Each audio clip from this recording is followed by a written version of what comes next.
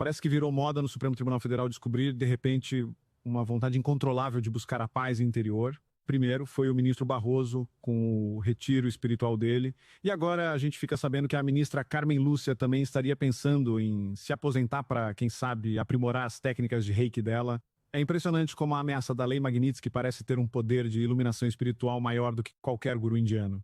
Bora direto ao que interessa, porque a gente precisa analisar com muito cuidado o que parece ser o novo esporte favorito em Brasília, a corrida pela aposentadoria antecipada no Supremo. A gente mal se recuperou da notícia de que o ministro Barroso, o homem do perdeu mané, estava arrumando as malas para um retiro espiritual e cogitando pendurar a toga, e agora a gente recebe outra bomba.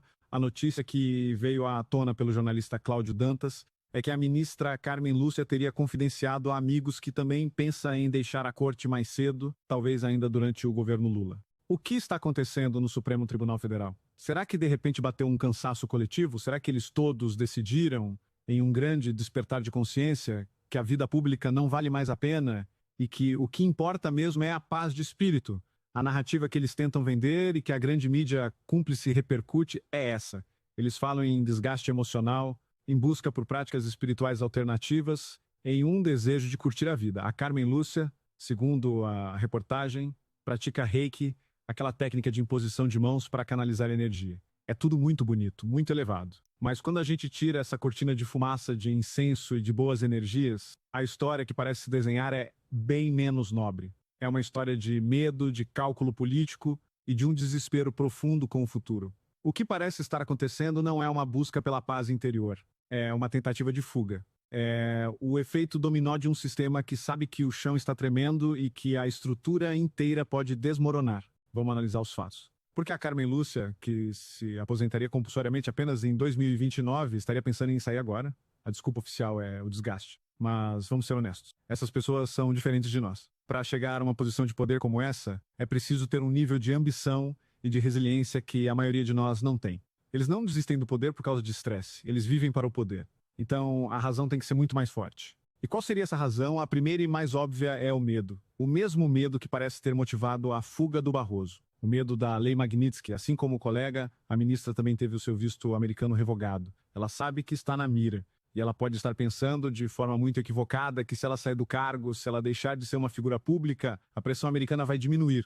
É um erro de cálculo, porque a gente sabe que a Magnitsky não persegue o cargo, persegue a pessoa, mas no desespero as pessoas cometem erros. Mas existe uma segunda razão, que para mim é ainda mais reveladora e mais importante. E essa razão tem a ver com o futuro. Eles estão com medo do futuro. Eles estão com medo de 2026. Eles achavam, na arrogância deles, que ao tirar o ex-presidente Bolsonaro da presidência e depois o tornar inelegível, eles teriam acabado com o bolsonarismo.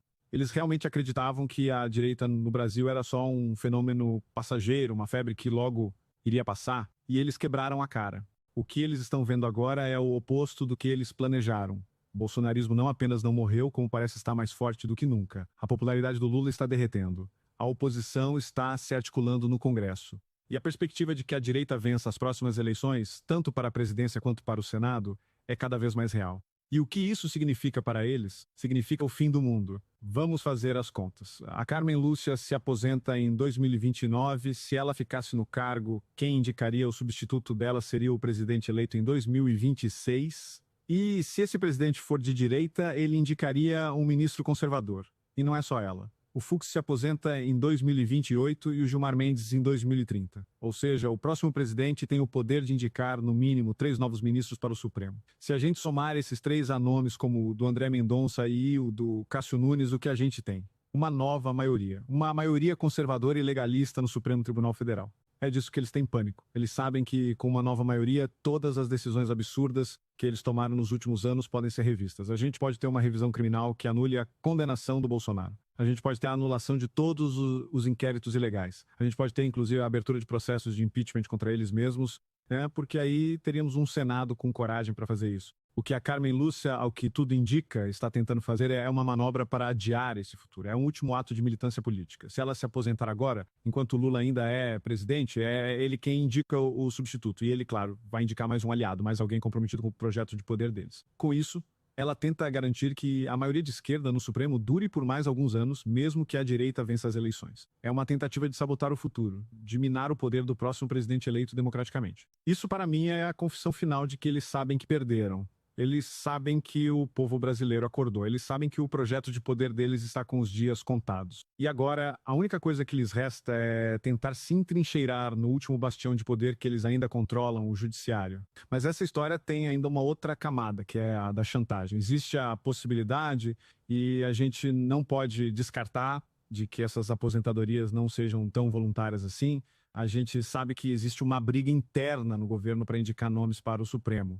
De um lado, o Rodrigo Pacheco. Do outro, o Jorge Messias. Talvez a pressão para a saída do Barroso e da Carmen Lúcia esteja vindo da própria esquerda, do próprio governo, para abrir 2 vagas de uma vez e acomodar os dois. Nesse cenário, eles não estariam fugindo por vontade própria, mas sendo forçados a sair, talvez sob a ameaça de que, se não saírem, alguma coisa do passado deles pode vir à tona. No jogo sujo de Brasília, tudo é possível. O que me parece claro, no meio de tudo isso, é que o Supremo Tribunal Federal vive a sua maior crise de credibilidade da história.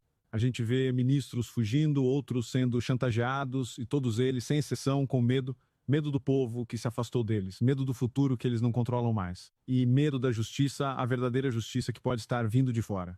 Enquanto eles se debatem nesse pânico, eles nos oferecem o espetáculo patético de suas buscas espirituais. A Carmen Lúcia com o Reiki, o Barroso com o guru indiano são tentativas de criar uma narrativa, de parecerem profundos, elevados, quando na verdade o que parece mover luz é o mais primitivo dos sentimentos, o medo. O karma que eles tanto devem ouvir falar nessas sessões parece que finalmente está batendo na porta. E ele veio vestido com a toga da Lei Magnitsky. A gente fica aqui assistindo a esse desmonte e torcendo para que ele seja o mais rápido e o menos doloroso possível para o Brasil. A fuga deles é o sinal da nossa vitória. Essa história toda é um retrato fascinante e, ao mesmo tempo, triste sobre poder, medo e as consequências de nossos atos. E agora eu quero saber a sua opinião.